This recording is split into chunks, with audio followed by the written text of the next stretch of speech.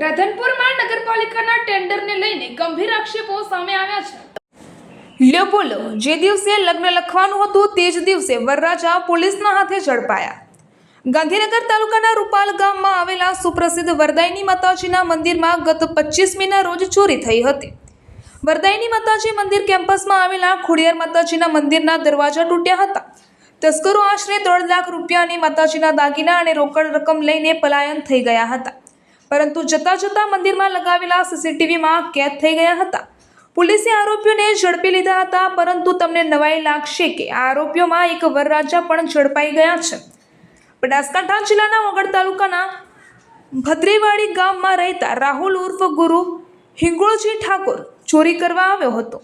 પોલીસે આરોપીને ઝડપી લીધો હતો, પરંતુ મહત્વની વાત એ છે કે રાહુલ ઠાકોરના જે દિવસે લગ્ન લખાવાના હતા તે જ દિવસે પોલીસના હાથે ઝડપાઈ ગયો છે। કેવું નવાઈ લાગશે ને? શું નામ આપનું? નવીન કુમાર કેશુલાલ મહેતા। નવીનભાઈ, જે રીતે તમે આક્ષેપ કરી રહ્યા છો રાધનપુર નગરપાલિકાના અંદર ટેન્ડરમાં ક્યાંક ભ્રષ્ટાચાર થયો હોય, કાં મતભેદ થયો હોય, શું હતી વિગત? ક્યાંથી ટેન્ડરની પ્રક્રિયા શરૂ કરવામાં આવી હતી? રાધનપુર નગરપાલિકાના રોડ રસ્તા માટે કરી અને 6 કરોડ 22 લાખ અને 3 કરોડ 78 લાખનું ડિસેમ્બર 25માં ટેન્ડરો વાર પાડ્યા। એ પછી ટેન્ડર એક ખોલ્યું અને એની અંદર 9% નીચું આવતા એ ટેન્ડરને આજ સુધી વર્ક ઓર્ડર આપેલો નથી, કારણ કે ચીફ ઓફિસર, એન્જિનિયર અને થર્ડ પાર્ટી આ લોકોનું પોતાની એજન્સી ના આવતા અને અન્ય એજન્સી આપે અને પોતાને ટકાવારી ના મળે, એના કારણે આજ સુધી વર્ક ઓર્ડર આપ્યો નથી।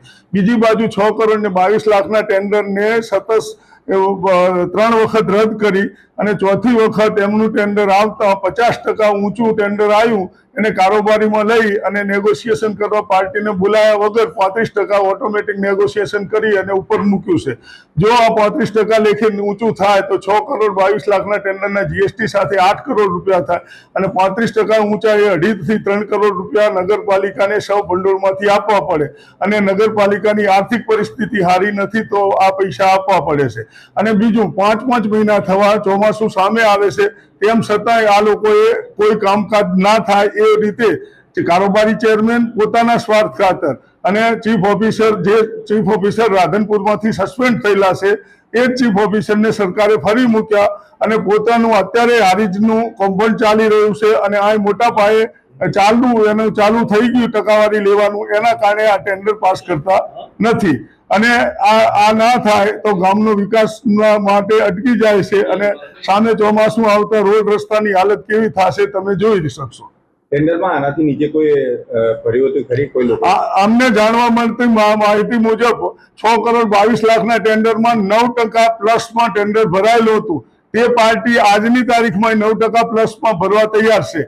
શરત જે છે એ શરતને થર્ડ પાર્ટી અને એન્જિનિયર ખોટી રીતે કરી અને એ લોકોના ટેન્ડર રદ કરે છે। જો કે એ પાર્ટી કોર્ટમાં જવા તૈયાર છે, હાઈકોર્ટમાં, પરંતુ સરકાર સામે જવું યોગ્ય ના લાગતા એ લોકો નથી જતા અને આ લોકો કોઈ જવાબ આપતા નથી।